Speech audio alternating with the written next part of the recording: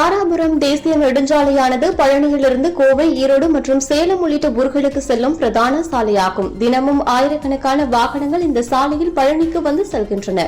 மேலும் இந்த சாலையில் பழனியிலிருந்து கோவை செல்வதற்கான ரயில் பாதையும் அமைந்துள்ளது. இந்த ரயில் பாதையில் மதுரை, கோவை, சென்னை, திருவனந்தபுரம், திருச்செந்தூர் பகுதிகளுக்கு தினமும் காலை முதல் இரவு வரை 10க்கும் மேற்பட்ட ரயில்கள் இயக்கப்படுகின்றன. இதனால் ரயில்கள் செல்லும் போது தினமும் பல மணி நேரம் ரயில்வே கேட் மூடப்படுவதால் கடும் போக்குவரத்து நெரிசல் ஏற்படுகிறது. குறிப்பாக இந்த வழியில் செல்லும் ஆம்புலன்ஸ் வாகனங்கள் போக்குவரத்து நெரிசலில் சிக்கி நோயாளிகள் கடும் அவதிக்கு உள்ளாகி வருகின்றனர். இந்த நிலையை தவிர்க்கும் வகையில் ரயில்வே மேம்பாலம் அமைக்கப்படும் என அறிவித்து நிதியும் ஒதுக்கப்பட்டது. ஆனால் பல ஆண்டுகளாக பாலம் அமைக்கும் பணி துவங்காமல் உள்ள நிலையில் இதனை கண்டித்தும் உடனடியாக பாலம் அமைக்கும் பணியை துவங்க வேண்டும் என மத்திய மாநில அரசுகளை வலியுறுத்தி கொங்கு மக்கள் முன்னணி சார்பில் கண்டன ஆர்ப்பாட்டம் நடைபெற்றது. பழனி பேருந்து நிலையம் அருகே நடைபெற்ற இந்த ஆர்ப்பாட்டத்தில் கொங்கு மக்கள் முன்னணியின் மாநில தலைமை ஒருங்கிணைப்பாளர் ஆறுமுகம் தலைமையில் 50க்கும் மேற்பட்டோர் பங்கேற்று கோஷமிட்டனர்.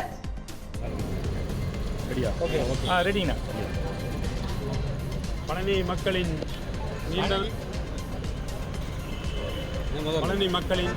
நீண்ட நாள் கோரிக்கையாக இருக்கின்ற பழனி தாராபுரம் சாலையில் உள்ள ரயில்வே கேட்டில் மேம்பாலம் அமைக்க வேண்டும் என்ற கோரிக்கையை வலியுறுத்தி இந்த ஆர்ப்பாட்டம் ஆனது நடைபெற்று கொண்டிருக்கிறது. பழனி மக்களின் நீண்ட நாள் கோரிக்கையான ரயில்வே மேம்பால பணிகள் மிகவும் ஆமை வேகத்திலே நடந்து கொண்டிருக்கிறது. குறிப்பாக பழனிக்கு வரும் பக்தர்கள், பழனிக்கு வரும் உள்நோயாளிகள், புறநோயாளிகள் மிகப்பெரிய துன்பத்துக்கு ஆளாக்கப்படுகிறார்கள். ஒரு நாளைக்கு 10 முதல் 12 ரயில்கள் இந்த பாதையை கடக்கின்றன. அப்பொழுது சுமார் 3 கிலோமீட்டருக்கு மேலாக வாகனங்கள் அணிவகுத்து நிற்கின்றன. இதனால் பள்ளிக்கு செல்லும் மாணவர்கள், வேலைக்கு செல்லும் தொழிலாளர்கள் அனைவரும் பாதிக்கப்படுகிறார்கள்.